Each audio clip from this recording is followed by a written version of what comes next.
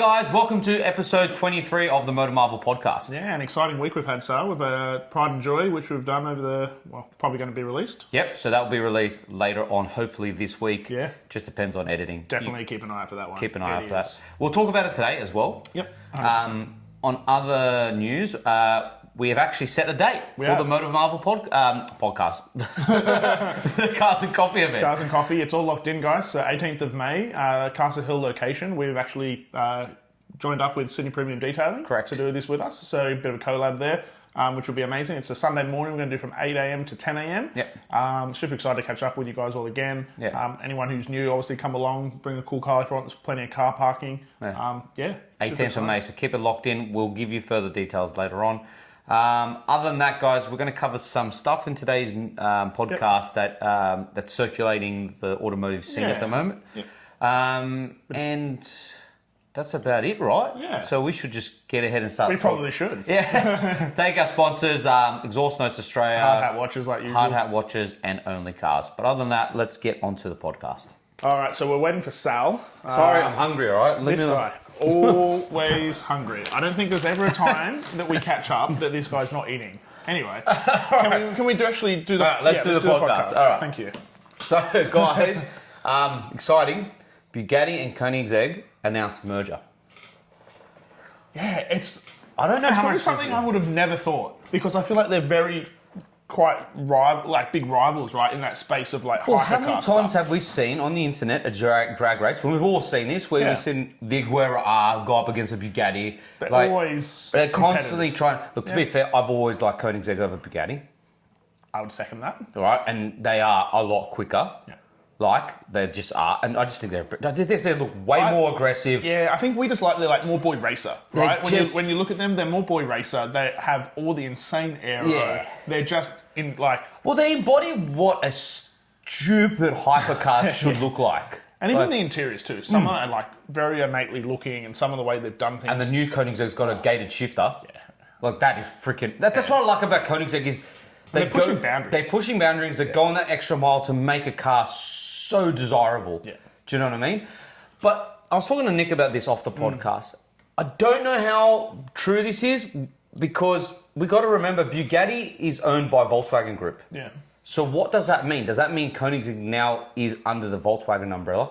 I have no idea. Or are they only merging on tech and engines and stuff like that? I think it's going to be interesting again. Let's just see what's actually going on here. Because, well, look, this is the merger gives Koenigsegg access to a tremendous amount of new capital. So, maybe Koenigsegg needs a bit money, of cash. like every freaking manufacturer right now. Yeah, so, and it could just be a smart move for them to pull together with another manufacturer who's in the same sort of space.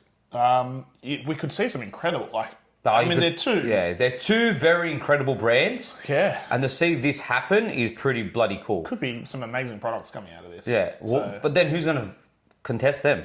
Well, maybe they don't want to be contested. Oh, wait, there is one car that I'm thinking that could contest them. And we'll talk about that literally straight after this. Yeah.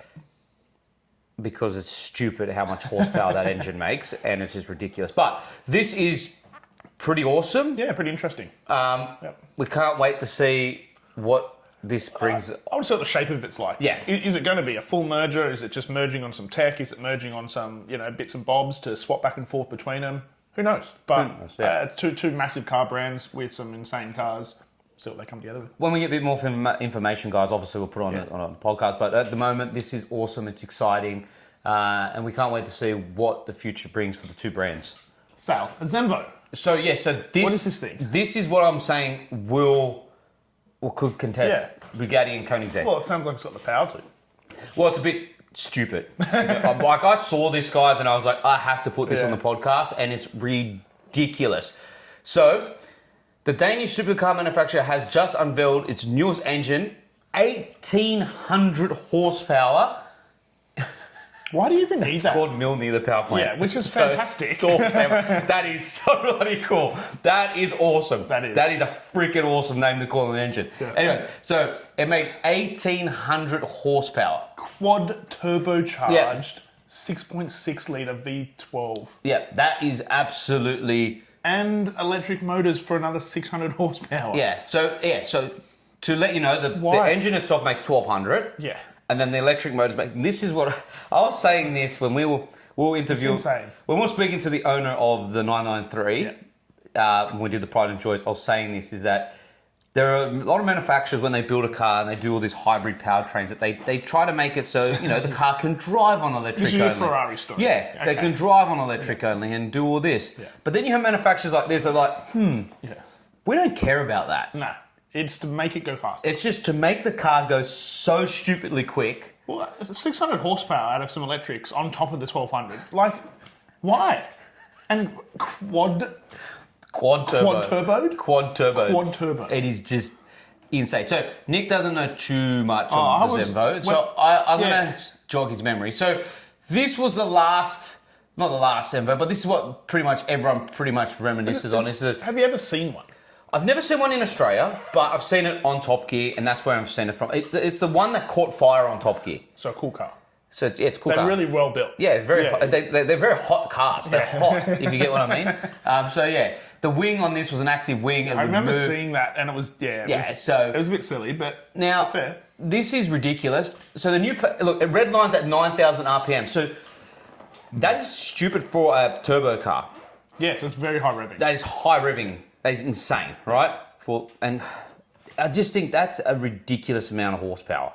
Well, people will never need that. Why would you ever?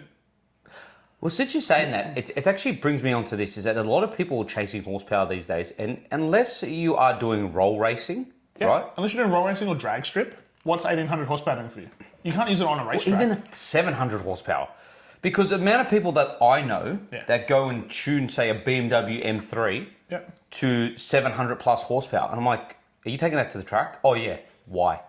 Yeah. More horsepower doesn't mean it's going to be better at corners or better on the track. Sometimes you actually will get a worse lap time. Yeah. Because with too much. It's too much power to handle, and then every corner you come out of, you're sideways. That too.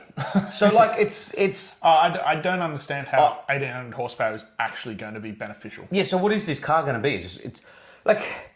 It's all relative to the car and how it's built. Certain cars can handle that power, can handle in the corners. But again, like the Aston Martin Valkyrie makes 1,000 horsepower, but it's an insane car. But even then, 1,000 horsepower is like, that's dumb, but okay, I can see how Aston might be able to like make it work. Yep. 1,800? It's nearly double. Yeah. It's absolutely ridiculous. Like that. Anyway, so I just thought that would be something good to cover because it's absolutely insane in the fact that it's called Mjolnir. I love Thor. That is very good. That is cool as hell. Yeah. That is cool. Yeah. But yeah, so that's pretty much on the Zenvo. Now let's move on to the next thing. So... No. I was right. Yeah, no. I was right. No. I told you this on the previous podcast, Sal, and you're meant to be the ute expert, and what did I say to you? You said that it would look good. Thank you. Yeah, it looks good when it has... It looks good. Yeah, but it looks good when it has all this cladding and body... Can't you just admit I was right? No, because that's not even reality yet. It is. No. It is going to be the best. No. That's a ute I'll buy. There you go. Okay, so we'll plug in Car Source Thanks Matt for this piece of content because we'll just play it so you can get a bit of a look around the car. And like, please comment that you agree with me that I'm right. Look, the Kia Tasman, I haven't seen it in the flesh yet. Once I see it in the flesh, I'll probably make a different assumption on, you might agree different with opinion on what it looks like, right? Yeah. But right now, it's just, there's still parts of it which, I don't know. No, it's sick. Dude, do you know what it looks like? Do you know what it honestly looks like? Tell me. Has anyone played Halo? Yes, it does. It looks like a Halo car. Yep. Not that that's a bad thing. No, it's mad. It's mad if you're a gamer, but it's still like this in whatever that is, the concept, a way of promoting it, looks freaking awesome. Yeah, I will say that. It looks awesome, but they're not going to look like that. Can you just say I'm right? You're not right. What the heck is that? Your computers are making noises. No, that's fine. All right. Thank you. So if you're not watching the podcast and listen to the podcast, Nick on previous episodes said that the Tasman looks cool. I'm still on the fence about it. I still think it looks hideous. Look, okay, I'll wind back a tad. The initial one without all the extra stuff, I still think looked good, but I can understand your reservations. This one here, you surely have to agree that this is a fantastic looking car. That in its form right now looks mad. Exactly. Yes, it looks mad. And that's what I was seeing. I was seeing the potential. And now this is the potential unleashed. So, in other words, I was right. On other news, I am getting today, right? Well, no, because this is going to come out on Wednesday, which I'm going to have the car because this is filmed on the day before Wednesday. I'm getting the brand new BT50, which I think is probably one of the best looking utes on the market right now. The current, the updated, the facelifted version. Not the previous. The previous looked like a CX-80 that was turned into a ute. Which it was ugly. Pretty much was. I did not like it. Well, now it's got a distinct, look to it, which is, it is a BT50. I'm pretty interested to see what you think about it. So I can't wait to pick that up today. But look, sorry for sidetracking with you guys, but yes, Nick makes a point. When it's fitted out like this, the Tasman looks cool. But I want to see it in the flesh. Same. So are you going to get one? I'm going to try get one. If I can get one, be awesome because... I'm interested to see what it looks like in the flesh. Yeah, Look, it's always different. A lot of cars, when we see them via photos and videos, like the M2, when that first came 100%. out, everyone hated it, right? But when you saw it in the flesh... And saw it on the road, it had presence. It had presence, okay? Yeah. This might do the same thing. I think it will. All right. Vote below in the comments who you agrees with Nick that the Tasman looks good and who agrees with me that you're still on the fence about it, and if it looks as what it's supposed to look like via the photos, it's a no. All right. Let's see. Let's see. We want to hear from you guys. Yeah. I saw this through the week, Sal, and it interests me because I think it's, again, a thing we talk about running of cars. Pretty relevant. Yeah, and we're in a time at the moment where things are, I guess, a bit tougher for everyone, costly, right? And so this sort of just gave us a bit of an idea, and I won't go through it too much, but just wanted to sort of quickly touch on a few of these, right? So quickly, guys, this is US. Yeah, this is USD. Based, correct. So that's a given. We understand that's a given. 10-year average cost, 17,450. So Australian, it would probably be near 40 grand, just under 40 grand. Yeah, 30, that's 35 quite steep. Yeah, to run that car for 10 years, what's that, $3.5 grand a year? And then don't forget when that gets out of warranty, it just becomes a headache. Porsches, that's actually not that bad. Yeah, when you think about what it is. When you think what it is. Sports cars, Porsche. Now, again, it might be even more in Australia. Yeah, right. Like if we just double it because that's what we're just doing right now. Just FYI, before we go any further forward, we're just doubling it because we're just going, all right, it's Australian dollar to American dollar. We'll just double it's just a guide anyway. Obviously, this is just an average cost. For some people, it'll be more. Some people, it'll be less. Mercedes, wouldn't expect anything less. Correct. Yeah, so if you're thinking about, I guess, maintenance on a car or a car you're buying new. Yeah. Some of these things I think do. Audi. Yep. I'm actually surprised, because I actually think Audis are. A little worse. They're probably, out of the German 3, they're probably the most unreliable. And I, to be fair, the Audis I've owned, I've always had, to be fair, problems. Yeah. Or replacing brakes. How much are RS3s? Just all the time. So for me, I'm actually surprised that this isn't actually worse. Yeah. Yeah. It's not great, but it's not, I actually thought it would be worse. Volvo, again, interesting. I think it's a little higher than I would have expected for Volvo. Well, Volvo don't have to worry about that anymore because all their cars are electric, so... Yeah. No maintenance, right? BMW, pretty good. To be fair, out of the three... Can I be honest with BMW? I personally own Beamers. Nick's owned Beamers. Sorry, I just hit my mic. I have never, ever had a major issue with any of my BMWs I've ever owned. The only issues I've had with BMWs, and it might be due to Australian weather conditions, is I've had to change gaskets. Yeah. Right? That's it. To me, I think this is they're probably here because I would say just build quality to begin with. Right. I think BMW have a better build quality to begin with 100%. than Audi and Mercedes. 100% they do. And so I think that probably references here that it's actually just costs a little less to maintain them because they're probably just built a little bit better. Yeah. And so I think I'm quite happy with that. So, just quickly, just going on that. Okay. Just right. One more thing. Because I love BMWs, one more thing. right? All right. Is that, like I was saying, BMWs never had an issue with. Yep. Except, look, engine-wise, BMWs make fantastic engines. Yeah. Right? I will say this, when you do buy a Beamer and they do get a bit older, right, their electronics have a mind of their own. Okay. So that is the only downfall with BMW. Nick was right. Build quality is fantastic. Things won't fall apart. Engine will go to the end. Like my dad had an E92 330i. Yep. Right. It had 380,000 kilometers at the end of the day, right? When it eventually got passed on. The engine just kept going. The engine did not give up. The thing that started giving up was all the tech. Yeah, but to be fair, you're talking about an era too back then when tech was... Yeah, so that's my piece on BMW. Can we move on? Yeah. Volkswagen, I think that's about where I'd expect it. Yeah, but they're unreliable too. I'll never buy a Volkswagen ever again. Okay, fair, but I think for what you pay for them versus what you're maintaining them, I think that's a fair place. Again, Volkswagen's another brand. Once it hits outside the warranty, get rid of it. This one... That should be bigger than that. I feel like it should be twice that. I don't know how much that's true. Yeah, that one surprised me. Yeah, it surprised me. I would have gone... Yeah, nah. Honda? It's probably a little more than I thought. Honda's a premium brand. You got to remember, Honda's always been a premium Japanese brand. So I'd expect that from Honda to have a price like full maintenance over 10 years. It's probably still a little higher than I would have expected, but look, fine. Chevy, pretty good. Pretty good. Yeah. Again, American. This is American. That's true, right? So everything's probably sourced local, you know. Whatever. So this is probably more expensive here. Yeah, agreed. Ford, well, we don't really have to worry too much in Australia about Ford because we only have the Transit, the F-150, the Ranger, and the Everest. Yeah, the Everest. That's it. We don't sell any other Fords. Yeah, I think that's pretty reasonable. Well, we missed one. I did. I pushed double. Nissan, yeah, again. Yeah. That's standard. Fair. Hyundai, one of our favourite brands. Yes, look, Hyundais aren't expensive to maintain. No, I think they're pretty decent build quality, pretty good cost. Yeah. Reasonable. Yep. Yeah, given Toyota. Toyota's not expensive. Crushing it, right? Crushing it. Always easy to run. And of course... Hey, your favourite. Yeah, but that's a given. It's electric. Correct. Like, what do you... don't maintain to be fair, that's quite expensive over 10 years. Well... It's not. Let's be honest. 10 years... That car doesn't really have a 10-year cycle with its batteries. Correct. So the difference is here is that car will be worth nothing in 10 years. Yeah, because the battery will be done.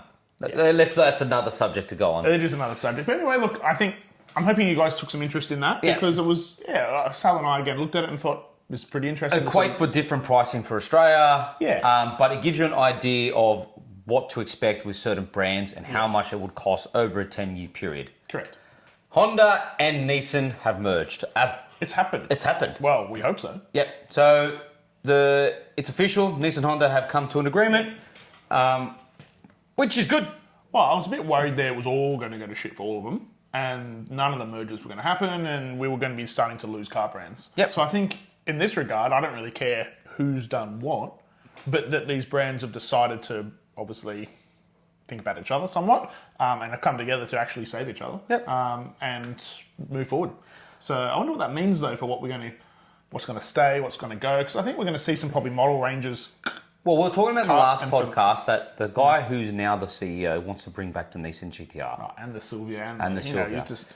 He's apparently a car enthusiast who wants to see all Well, maybe this will bring back the S2000 and all the other desirable Hondas.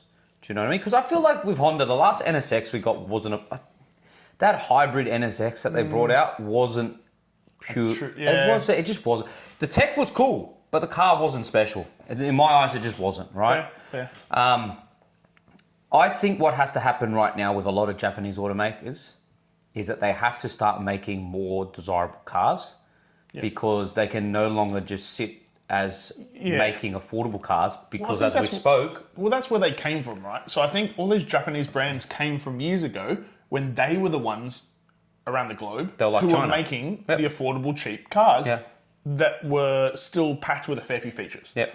Now, they can no longer stick to that because, to be fair, they've been beaten. China's just... Yeah, in that segment, China is currently destroying them. Yep. Okay? And so these Japanese car brands really need to have a rethink about where they're hitting the market. Yep. What are they having now? Because they're no longer as much of a competitor in that segment as they used to be. Well, no, they're not. To be fair, they used to be the leader. Now, they're struggling to even compete. So, I agree with you. They really do need to have a rethink 100%. About what they're bringing to the market. And the thing is it's not that they have to stop making affordable cars, but it shouldn't be their main purpose. So, we've seen a manufacturer that's done this so well, and that's Toyota. Toyota's addressed this and gone, Well, we're going to still make affordable cars. You know, I was thinking the other day, I was driving along, the amount of new Land Cruisers and Pradas and all that I'm seeing all over, they are... Yeah.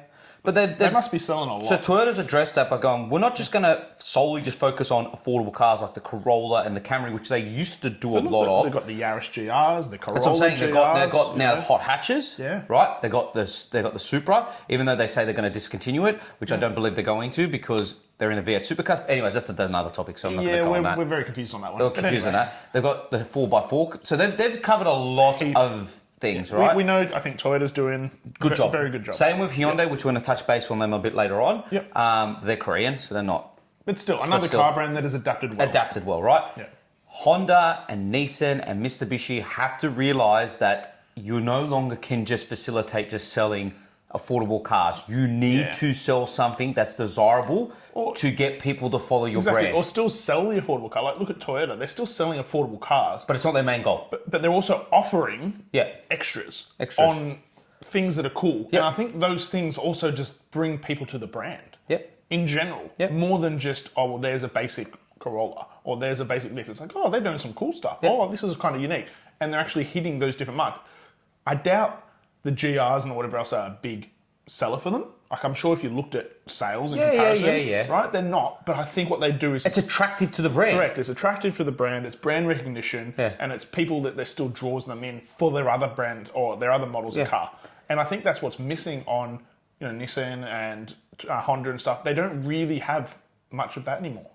No. It's all they've got really is affordable cars. And no one cares. Because you can just go buy China. And to be fair, I'm sorry, but it's just... They're getting beaten at the moment. And then the scary thing is, which I'll touch on as well, which we're not putting as a slide on this podcast, but I found out as well, is Geely, the Chinese massive giant, has bought out Jaguar. I heard. So what does that mean? They're going to have access to sports cars and the R&D in Jag and all the engines and all that. So they've just bought them out. All it takes is for them to just strip apart an F-Type. Well, look, they've been doing that for... And then just... I'm sure they've been doing that with a lot of brands. Make an affordable sports car. I'm telling you, people, I don't want to be right, but you have to watch out because they're purchasing brands and companies that have big history behind them, and now they're going to have access to all their stuff. So I reckon they've already had access to all this stuff. You're telling me they haven't been taking sports cars and whatever else over the years and just dismantling them and... Well, look at Chevy when they did with they took a 458 and they pretty much made an American V8, flat plank V8. How do you think they've got to where they've got to now? Yeah. It's already happening. So But I'm just they're leveraging brands now. I'm saying what's going to happen now is that they're making affordable cars. The next thing China's going to start looking into now is how do we make sports cars more affordable? Yep. It's just going to be like, it's just going to be another ballgame. So we're in a time now where it's very interesting, to say the least. Like, it is very interesting, but this is promising to finish this all off. Yeah, we did kind of go around a bit of a... but to finish off, this is promising because it's good to see two car brands that we saw as kids still exist. And we both do love a lot of their cars. Yeah. I just wish they would... Go back to their origins. Yeah, well, not even just go back to, but revamp their origins. Yeah. Take what made them what they are, revamp them, and bring them something new and modern and updated to the market. Yep. To be fair, I don't really want to see a Silvia come back in a Silvia. If you're going to do it, I want something new and updated. I don't want to see the same thing, but I want to see the thought process that made those cars initially, which was their uniqueness and being different and hitting certain market keys. I want to see that come back. I see what you're saying. Don't bring me another GDR, but bring me a revamped new something that has that heritage or that thought process. Yeah. That's what I want to see. A new concept. Yeah. Okay, so this is pretty exciting. It is the Hyundai Instaroid. So let's going to put this up. Let's just watch this quickly.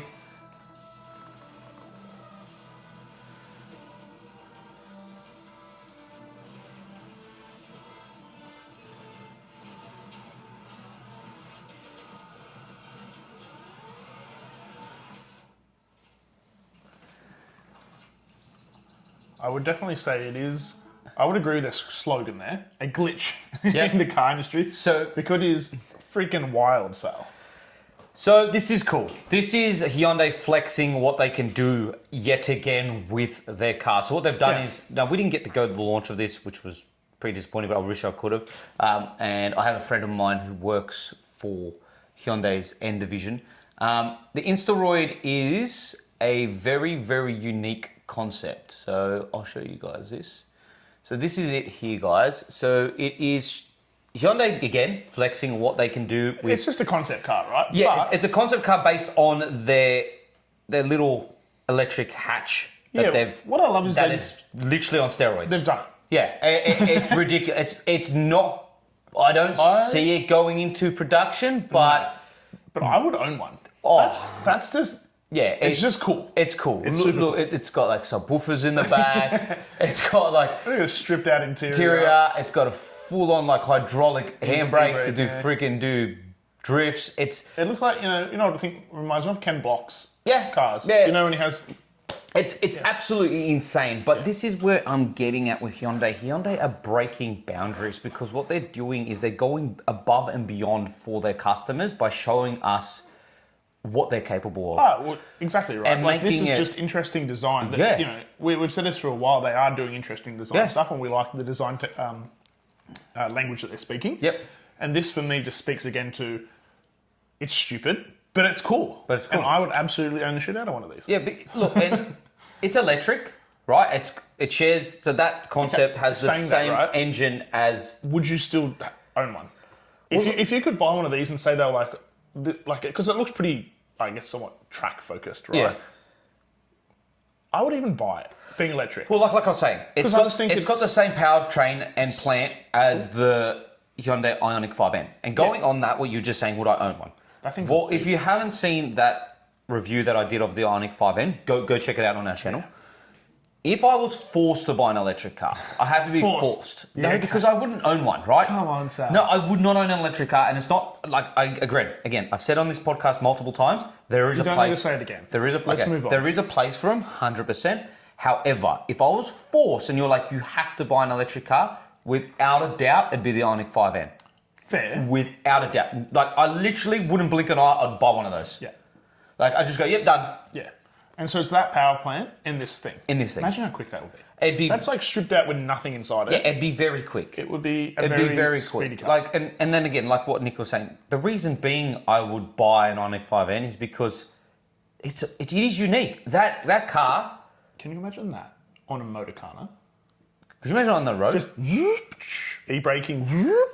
Yeah, but could you just see that? Imagine that on the road. That'd be sick. You drove that on the road, it would turn heads. I reckon I'd have a blast in that. Electric as well, because when I think like motor car track stuff, because it's got like instant torque. So you'd be braking and you'd be off and you'd be oh, yeah. It actually sounds like a hoot. I want one. I want one. To continue on with the Hyundai theme. We're just going straight on. Yeah, we'll just go straight to the Hyundai theme. The new Palisade. Yeah. I really, really like it. Yeah, it is very nice. I think it looks like a Range Rover, but without the reliability issues. Well, that's literally the Santa Fe, right? The Santa Fe looks like a Land Rover. It looks like the Defender. This looks like a Range Rover. And look, it looks like a Range Rover without all the issues that come with owning a Range Rover. And the interior. Yeah, it's nice. Guys, look at this. Yeah. Like, I think...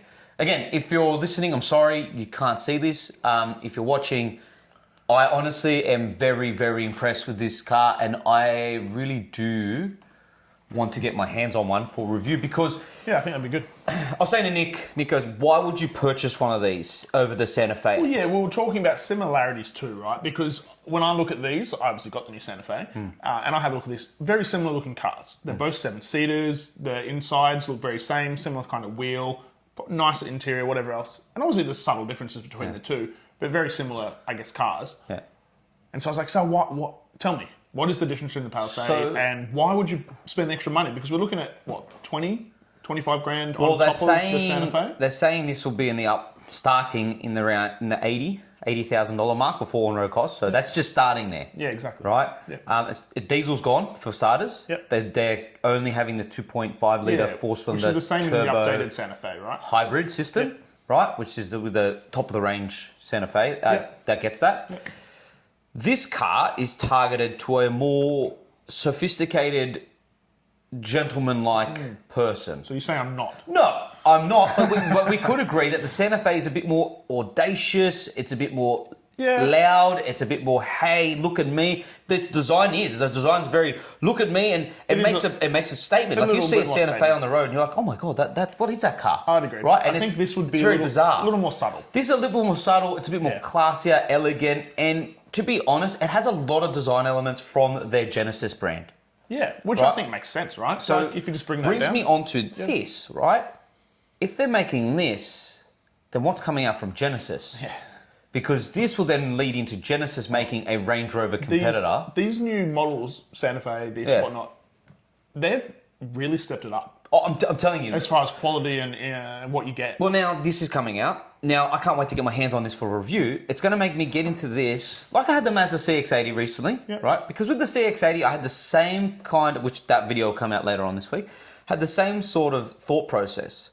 Unless you're buying a full-fledged M, a full-fledged RS, well, the 7-seat doesn't come in an RS, it only comes in an S, the SQ8, which I think is a brilliant car. Yep. And a AMG, right, for a 7-seat SUV. Why are you buying the bottom of the range, or even mid-range BMW, Mercedes, or Audi over something like this? when you could buy fully equipped to the eyeballs, it's like Mazda CX-80. You can even get the SP package, which gives you the two-tone interior. All the stuff. Which looks awesome. Yeah. Then you don't have to deal with it. Think about this. Number one, reliability. Mazda's not going to break, especially Hyundai, if you buy a Hyundai. So let's just say Mazda and Palisade. Go with the Palisade and the CX-80. So let's talk about these two. No reliability. They're not going to break.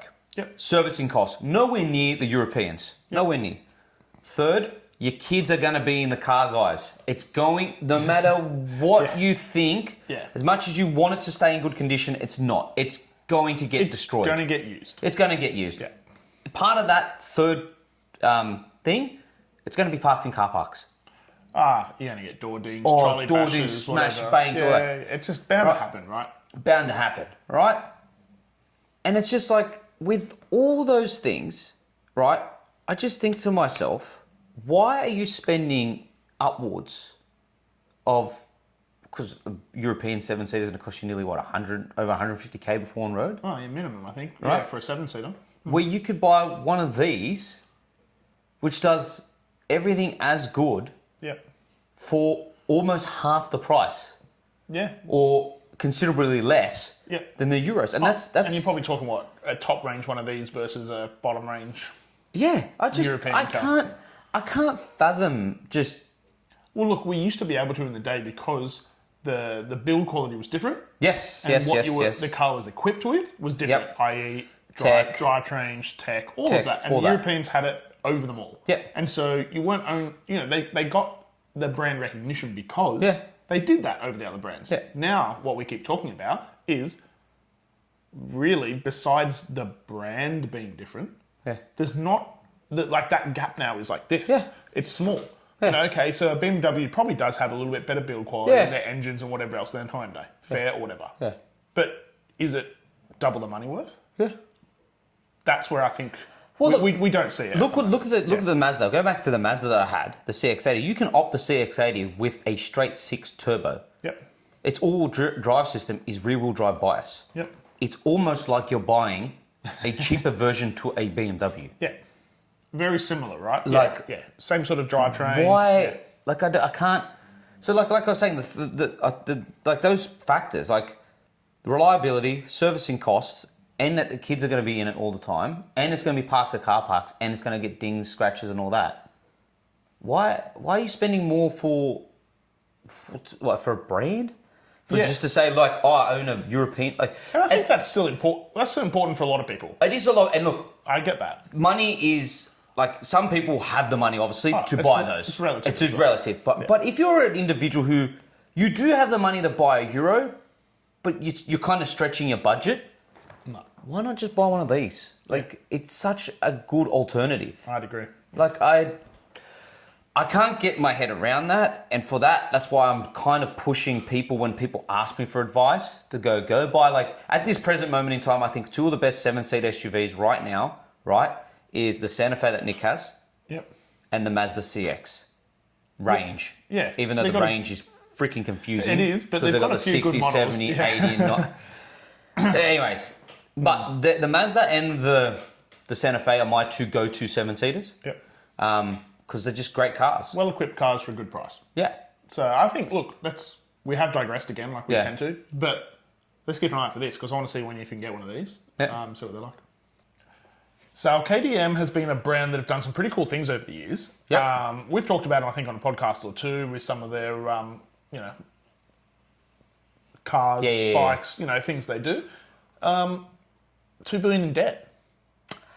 Yeah, that's another company that's gone, Jesus. Yeah. Man, I don't know. It's worrisome. Every time we seem to jump on here, I know... Did you say 2 billion or 2 million? 2 billion. Yeah, I don't know how that's... Wow. I didn't know KTM was that... And it's 2 billion euros. Yeah, I didn't know they were, I guess, even up in that range, to be fair, that they could get themselves 2 billion in debt. But they have.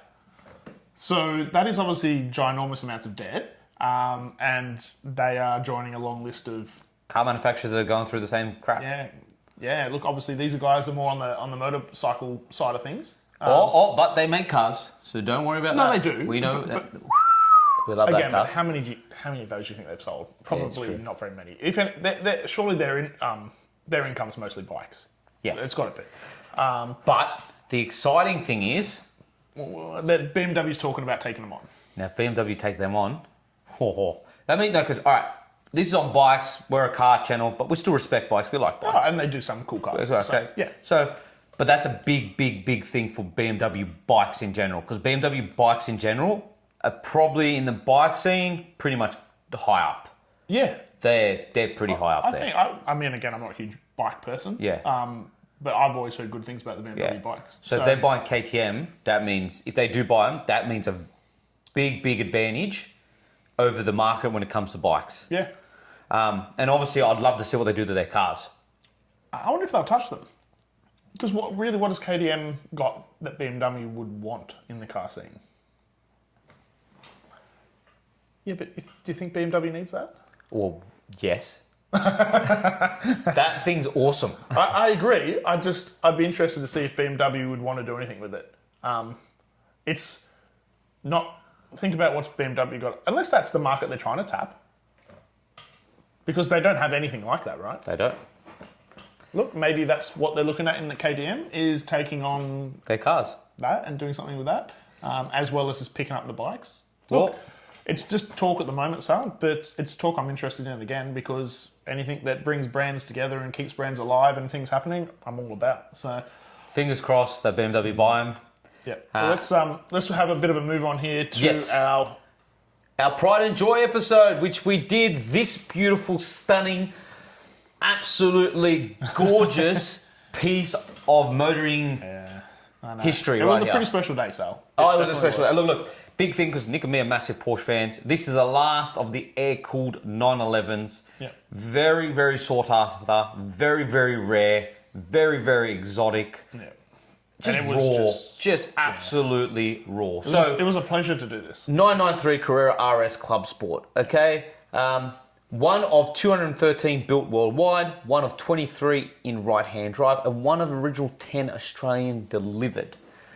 That's pretty special. It's pretty special. So the beauty of this car is that when you're in the presence of this, you start to realise, as a Porsche fanatic like us, an enthusiast. We don't know if it was the spawn of the GT3, but it kind of makes sense of that coming straight after this. Yeah, pretty much. Because straight after this, we had the 996, and that's when the first GT3 was introduced. Exactly. Because this was practically, in its time, a GT3. Yeah, look, I went to the 996 GT3, and then not long after that, they actually started doing cup cars too. Yeah, I think it's a bit more raw than a GT3. Because there was no carpet, no nothing. See, I think this was nearly, I would say, the initial of the GT3 Cup car. Because the Cup car came as a fully stripped out. But the Cup car can't drive on the road. No, correct. But this you can. Correct. So that was, I think from this, maybe the idea became that, hey, actually, we've got a car here that can also be fully on the road. Yep. And also, if we do X, Y, and Z, we can actually make a full track car. And this was kind of the beginning of maybe both of those thought processes becoming a reality. Yeah, which led to the GT3 996, which led to the Cup car. Yeah. Two different versions of the same car for two different purposes. So now, we are very thankful for the owner for allowing us to review this. But we weren't unfortunately able to drive it. Yeah, Sal was a bit too... No, like... You guys are... I called him a bitch and I think no, it's not this. It's the fact... No, shut up. It's not that. It's the fact that it's not that I don't trust myself driving this. It's the fact that I don't trust drivers on the roads. And you can agree on that. No, shut up. You can agree when you have something like this, a piece of history, and you drive that out on the road. All it would take is one idiot just to, come out of an intersection and hit you. It's only $1 million. Yeah, it's only $1 million. Only $1 million, and can't replace it. No. So yeah, but a bit more history on it. Nick, you want to show the guys that it's Yeah, we can show a couple of photos here. We've got a lot of information, so I won't go through all of it. But just because again, we want to keep the owner's details disclosed. You can see it here in its actual race form and its livery. So it won Bathurst. Yeah, I believe one of the years it won Bathurst. Yeah, it won Bathurst. The Falcon. It was the Falcon car. Yep. Very well known by Peter Fitzgerald, who raced it. This is it, obviously after. How good's Violet snoring? We've got a doggo snoring. But look at it. It's beautiful. It's a magnificent looking car. Again, we don't need to probably go through too much, but there's a few photos, guys. So there are photos, guys. Look, we'll flood Instagram with photos and some content, and obviously the video, obviously. The video that'll come out. You'll see everything about it. But it's a very, very special car, and it makes us when you see something like that, it makes you start to think. I was saying this to you, there's so many cars out there that are hidden away. We don't get to see them. Yeah, this is one car we were lucky enough to get our hands on, but imagine the amount of other cars that are out there that are just, gems of cars. And like I said, history like this. Yeah, and like I said to the owner, the biggest thing that I loved about this 993 is that it's driven. You can see that there are elements of that car where you're like, oh, well, I can tell that it's been driven because it's got this and this and then this and this. It's been enjoyed, it's been shared, and that's important. The MotorMarvel pretty much is about. We want to share with you guys not just car reviews, but car culture in general. Being an enthusiast, that's what we pride ourselves in. That's what we pride ourselves. We're not just a channel that just does car reviews, and we say this so many times, even at our Cars and Coffee events. It's about more than that. Yep. It's about offering you guys everything involved in that space. Enjoyment of cars in general. In general. Yeah. Well, that's probably wrapping it up time. That's wrapping it up. So other than that, guys, thank you so much for watching and listening. Again, put that date in your calendar, 18th of May. More details will come. Don't forget to like and subscribe. And we'll catch you on another episode of the MotorMarvel Podcast. Thanks, guys.